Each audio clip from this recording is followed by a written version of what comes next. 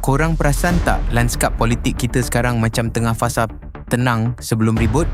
Tapi baru-baru ni ada satu kenyataan yang agak mengejutkan keluar daripada bekas timbalan Presiden PKR sendiri, iaitu Rafizi Ramli. Beliau ada sebut satu perkara yang agak panas.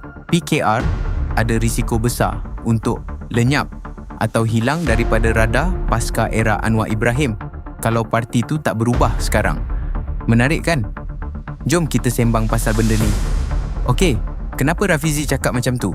Kalau kita tengok ulasan beliau dalam Portal Malaysia kini, ada beberapa poin penting yang dia bangkitkan.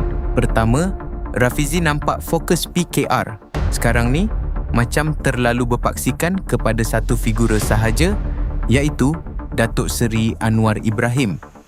Strategi parti sekarang dilihat 100% untuk pastikan Anwar kekal sebagai PM buat penggal kedua.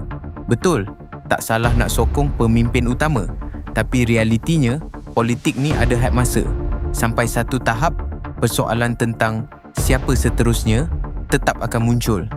Nah, kat sinilah Rafizi nampak ada lompang besar dalam pelan penggantian kepimpinan PKR. Kalau korang perhati, struktur PKR sekarang macam terpaksa bergantung balik dekat barisan kepimpinan lama. Contohnya, pelantikan semula nama-nama senior macam Dr. Zaliha Mustafa dan Saifuddin Nasution sebagai naib presiden. Di satu sudut, ya, pengalaman tu penting untuk kestabilan. Tapi di sudut yang lain, bila struktur terlalu rigid dan birokratik, ia secara tak langsung menyekat potensi pemimpin pelapis yang lebih muda. Sebab tu, kalau kita buat ulasan secara objektif, isu ni ada asasnya. Zaman sekarang, pengundi Gen Z dengan milenial bukan macam dulu. Mereka nak tengok muka baru, idea baru dan corporate politik yang lebih dinamik.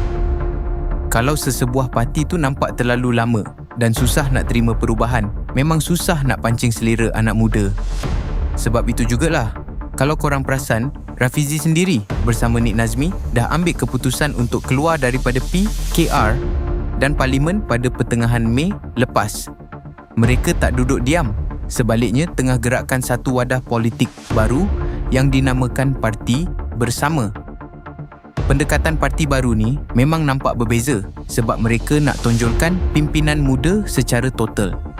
Langkah ni boleh dilihat sebagai satu eksperimen politik yang berani. Sama ada ia berjaya atau tidak, itu cerita lain.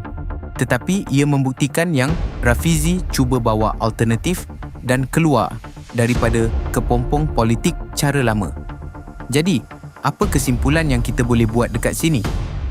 Pandangan Rafizi ni sebenarnya bukan sekadar kritikan kosong, tapi lebih kepada satu loceng amaran atau wake up call untuk PKR. Sesebuah parti yang kuat tak boleh bergantung kepada karisma seorang individu sahaja selamanya. Institusi tu kena lebih besar daripada individu di dalamnya. Kalau PKR mahu terus relevan dan tak lenyap dalam sejarah, mereka memang kena serius fikirkan tentang succession plan, pelan penggantian, dan mula buka ruang seluas-luasnya untuk orang muda memimpin.